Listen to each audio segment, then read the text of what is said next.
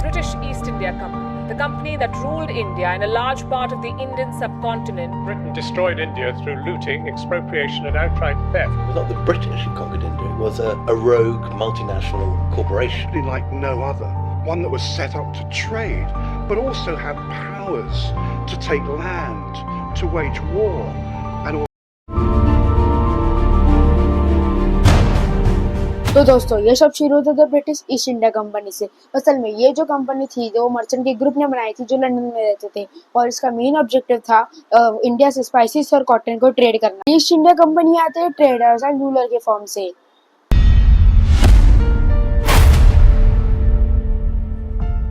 तो ब्रिटेन के पहले पोर्टुगीज के पास फ्लरिशिंग ट्रेड थी मुगल पैट्रोनेज के अंदर। तो सबसे पहले ब्रिटेन ने डिसाइड किया पोर्टुगीज को हराना। तो उन्होंने पोर्टुगीज को हराने के बाद मुगल पैट्रोनेज से परमिशन मांगी सूरत में एक फैक्ट्री। ब्रिटेन को इंडिया में इनिशियल सक्सेस मिलने के बाद उन्होंने एक सिटी एस्टेब्लिश की जिसका नाम था मद्रास, यानी जो अभी के टाइम में कही जाती है चेन्नई। वो सिटी राजा चंद्रगिरी ने उनको गिफ्ट की थी जो कि ईस्टर्न कोस्ट में थी, और वहाँ पे ब्रिटिश ईस्ट इंडिया कंपनी ने अपनी पहली फैक्ट्री बनाई जिसका नाम था सेंट जॉर्ज। तो दोस्तों और प्रॉफिट मिलने के चक्कर में ब्रिटिशर्स की नीयत बिगड़ी और उन्होंने मुगल्स पर अटैक कर दिया, और पर औरंगजेब और मुगल सोल्जर्स ने उन्हें डिफीट कर दिया और ईस्ट इंडिया कंपनी के सभी इंग्लिश सोल्जर्स को बाहर निकाल दिया धक्के मार मार के। इंडिया कंपनी थी, उनका ऑब्जेक्टिव इंडिया में सिर्फ ट्रेड करना, पर उन्होंने बाद में रियलाइज किया कि हम लोग को अगर ज्यादा प्रॉफिट चाहिए तो हम लोग को पॉलिटिकल पावर चाहिए होगी, इसलिए उन्होंने अब पॉलिटिक्स में आने का सोचा। 18वीं सेंचुरी के फर्स्ट हाफ में बंगाल में स्ट्रॉन्ग नवाब रूल किया करते थे और वो ब्रिटिशर्स को उनकी पावर का मिसयूज करने नहीं देते थे। यही मेन बात थी जो उनको पॉलिटिक्स में आने से रोक रही थी।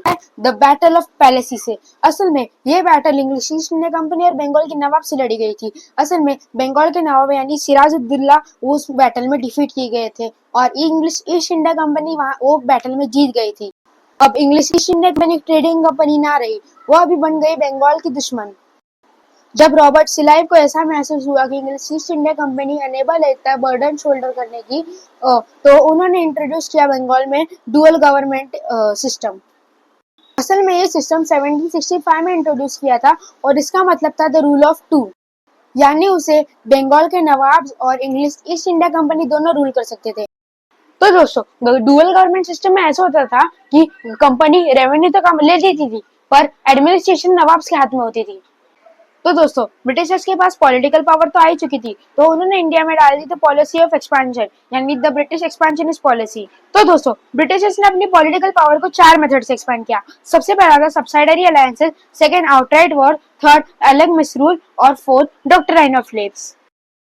दोस्तों अगर मैं चारों मेथड को डिटेल में समझाऊंगा तो अलग से वीडियो बन जाएगी, इसलिए मैं आपको शॉर्ट में समझाता हूं। पहला मेथड है सब्सिडारी अलायंसेस। असल में ये मेथड लॉर्ड वेलेस्ली ने इंट्रोड्यूस किया था और इसमें ये होता था कि ब्रिटिशर्स फॉरेन अफेयर तो कंट्रोल कर सकते थे, यानी इंडिया के स्टेट के अफेयर तो कंट्रोल कर सकते थे, पर विदाउट एनेक्सिंग देम। एनेक्सिंग का मतलब उन्हें कंट्रोल या उनके अंडर नहीं काम कर सकते थे। बड़े राजाओं ने एक्सेप्ट किया और उन्होंने एक ट्रीटी साइन की जिसका नाम था सब्सिडारी अलायंसेस, इससे इसका नाम पड़ा था सब्सिडारी अलायंसेस। तो दोस्तों सेकंड है डॉक्ट्राइन ऑफ स्लेव्स। दोस्तों असल में डॉक्ट्राइन ऑफ स्लेव ऑपरेटिव था जब गवर्नमेंट जनरल लॉर्ड डलहौजी यहाँ पे रहते थे। तो दोस्तों डॉक्ट्राइन ऑफ स्लेव्स में ऐसा होता था कि अगर किसी के पास मतलब किसी राजा के पास अपना मेल हायर नहीं है तो उसका स्टेट मतलब किंगडम एनेक्स कर लिया जाता था। अगर एनेक्स का मतलब फिर से समझा दूं तो मतलब ब्रिटिशर्स उस किंगडम के हकदार होते थे या फिर ब्रिटिशर्स का उन किंगडम हो जाता था। तो दोस्तों 1853 में झांसी के राजा गंगाधर राव की डेथ हो गई थी। उनके पास कोई मेल हायर नहीं था, इसलिए वो उनका किंगडम अभी एनेक्स हो गया था डॉक्ट्राइन ऑफ स्लेव्स के अंदर। अब ये सब झांसी की रानी के ऊपर था, यानी रानी लक्ष्मीबाई के ऊपर था कि वो अपने किंगडम को एनेक्स होने देंगे या नहीं देंगे। तो दोस्तों अब हम आते हैं chapter 2 British policies and impact. तो दोस्तों अगर हम लोग ब्रिटिशर्स की पॉलिसी के बारे में बात कर ही रहे हैं तो आइए हम लोग जानते हैं कि इकोनॉमिक पॉलिसी के बारे में। असल में दोस्तों ब्रिटिशर्स ने इंडिया के प्रेवेलेंट इकोनॉमिक पॉलिसी को चेंज कर दिया और उनके इकोनॉमिक इंटरेस्ट डाल दिया उनकी इकोनॉमिक पॉलिसी को। इससे हमारी ट्रेड, इंडस्ट्री, एग्रीकल्चर और बहुत चीज़ों पे असर पड़ा। तो दोस्तों आइए हम लोग जानते हैं परमानेंट सेटलमेंट के बारे में। असल में ये सिस्टम लॉर्ड कॉर्नवालिस ने इंट्रोड्यूस किया था और ये सिस्टम में ऐसा होता था कि ब्रिटिशर्स को एक फिक्स रेवेन्यू चाहिए होता था, तो उन्होंने एक अपने बंगाल, बिहार, ओडिशा में जो जो फार्मर को पैसे आते थे उसमें से लोग ने टैक्स लगाना चालू कर दिया और ये टैक्स उनने लैंड रेवेन्यू के फॉर्म में बनाना चालू कर दिया। इससे ये प्रैक्टिस आने पे पड़ी परमानेंट सेटलमेंट।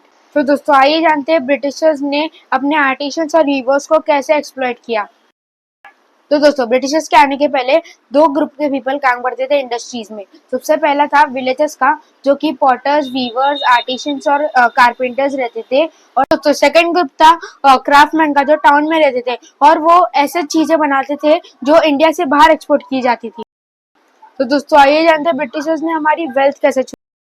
तो दोस्तों सबसे पहले ब्रिटिशर्स ने लैंड रेवेन्यू का रेट बढ़ा दिया था।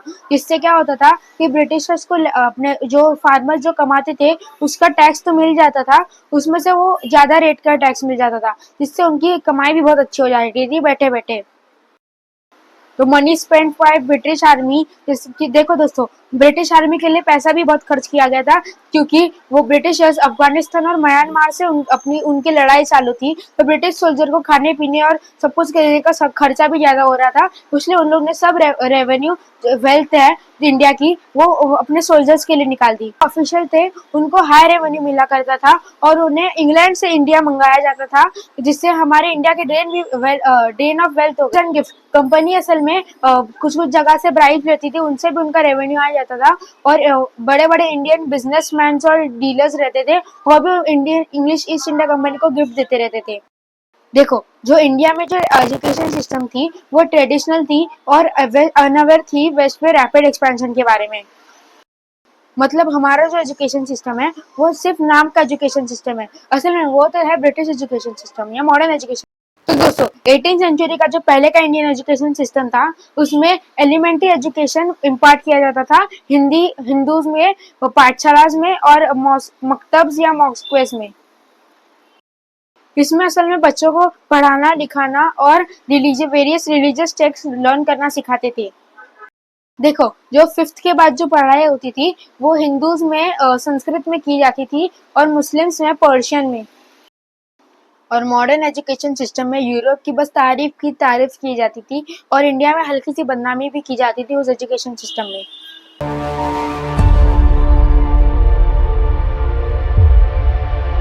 दोस्तों ये है 1857 का इंडिया। तो गाइस आप देख ही सकते हो कि ये और ये 3 स्टेट्स है जो इनके खिलाफ रिपेल कर रहे हैं।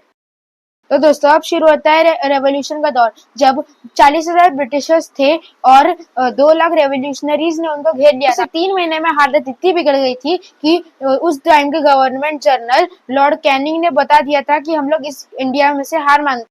29 मार्च 1857 जब मंगल पांडे ने अपने सीनियर ब्रिटिश ऑफिसर को गोली मार दी थी। असल में उस टाइम जो इनफील्ड राइफल यूज की जाती थी उसमें कार्ट्रिज रहती थी, जिससे जो सुअर और गाय के चर्बी से बनी हुई रहती थी, जिससे हिंदू और मुस्लिम रिलीजियस सेंटिमेंट्स को हर्ट पहुंची और इससे हिंदू और मुस्लिम एकजुट होकर ब्रिटिश को मारने गिरे। पर ये तो सिर्फ चिंगारी थी, असल में आग तब लगी जब मंगल पांडे तब अलग अलग जगह से सब लोग दिल्ली में इकट्ठा उठे। सारे सिपाहीज को इतना गुस्सा आया कि उन्होंने सारे ब्रिटिश लखनऊ, मेरठ, बरेली के आर्मी कैंप्स को अपने कंट्रोल में कर लिया और सारे ब्रिटिशर्स को मार उठाया। उन लोगों ने उस जगह को कंट्रोल में लेकर सारी की सारी अपने ब्रिटिश मिलिट्री कैंप्स को के आखिरी मुगल राजा का राज नॉमिनली रिस्टोर कर दिया था। अब इन क्रांतिकारियों ने अपनी रोक दिल्ली में बढ़ दी, क्योंकि इनको नेशनल लेवल तक जाना था। और दिल्ली ही क्यों, तो क्यों उन लोग सोचते थे कि दिल्ली को अगर कब्जे में ले लिया तो अखंड भारत को भी कब्जे में ले। इसे देखकर 70,000 की सेना रेड फोर्ट पे चले। 70,000 की सेना जा उठी रेड फोर्ट में और उन्होंने बादशाह से परमिशन मांगी कि हमें जैसे, और फिर बादशाह ने हाँ बोला। जैसी आजादी की चिंगारी सबके अंदर भड़क उठी और पूरी इंडिया में फैल गया कि अभी हम लोग को आजादी करनी है, हमारा नेशन आजाद होना ही है। इससे शुरू होता है आजादी का पहला स्टेप। तो दोस्तों आज के लिए सिर्फ इतना ही। अगर आपको आगे की कहानी जाननी है तो प्लीज वीडियो को लाइक, शेयर और सब्सक्राइब करना मत भूलिएगा। तो थैंक यू।